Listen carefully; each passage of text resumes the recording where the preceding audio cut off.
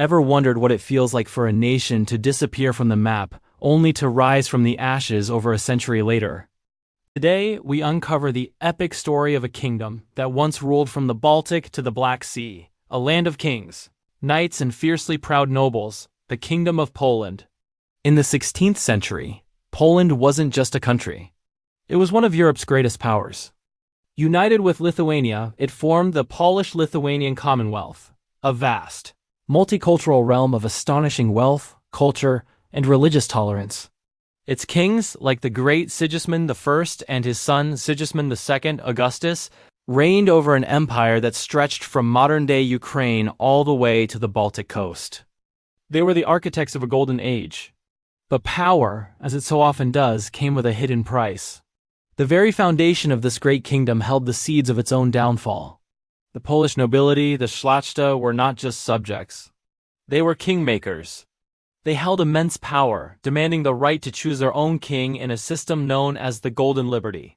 Every monarch, even the brilliant military commander Stephen Bathory, had to negotiate and bow before their will. What began as a bold experiment in freedom soon spiraled into chaos. In 1573, Poland officially became an elective monarchy. But with each election came a storm of corruption, backroom deals, and foreign interference. The Polish throne became a coveted prize for Europe's great rivals: Sweden, France, Saxony, and most ominously, a rising Russia. The kingdom that had once stood so proud and unified began to fracture from within.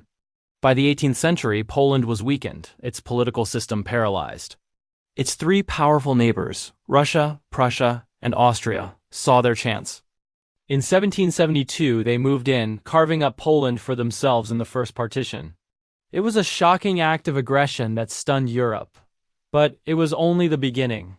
They came again in 1793, taking more land. And finally, in 1795, the third and final partition took place. Poland was gone. No king, no crown, no country. It was wiped completely off the map of Europe. Yet, even as the ink dried on the treaties that erased their nation, the Polish people refused to disappear. Their spirit was unbreakable. Revolutionaries like Tadeusz Kościuszko, a hero of the American Revolution, returned home to lead a desperate uprising against the overwhelming might of the empires. He fought bravely but was ultimately defeated. Still, the dream was not lost. Poets, writers, and philosophers kept the flame of Polish culture alive in secret. And across Europe, a new anthem was born, a cry of defiance. Poland is not yet lost. Throughout the 19th century, Polish blood was spilled on nearly every major battlefield in Europe. Poles fought for Napoleon, hoping he would restore their homeland. They rose up in massive rebellions in 1830 and 1863, only to be brutally crushed. The nation lived on in exile, in secret societies, and most importantly, in the hearts of its people. For 123 long years, generations were born and died without a country to call their own. Then, at the end of the First World War in 1918, the impossible happened. The empires that had devoured Poland collapsed. Out of the chaos, Marshal Józef Pilsudski declared independence, and the kingdom reborn became a republic. But peace would be tragically short-lived. In 1939, Poland was once again caught between two titans, as Nazi Germany and the Soviet Union invaded, triggering the start of World War II. Warsaw burned. Millions perished. The nation endured unimaginable suffering. Yet Poland did not die. After the war, through decades of oppressive Soviet rule, the Polish spirit endured once more.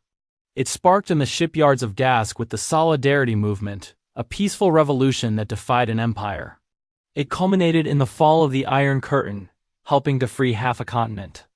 Today, Poland stands as a powerful symbol of resistance, rebirth, and an unbreakable national pride. The kingdom vanished. The crown fell. But the soul of Poland was never ever lost.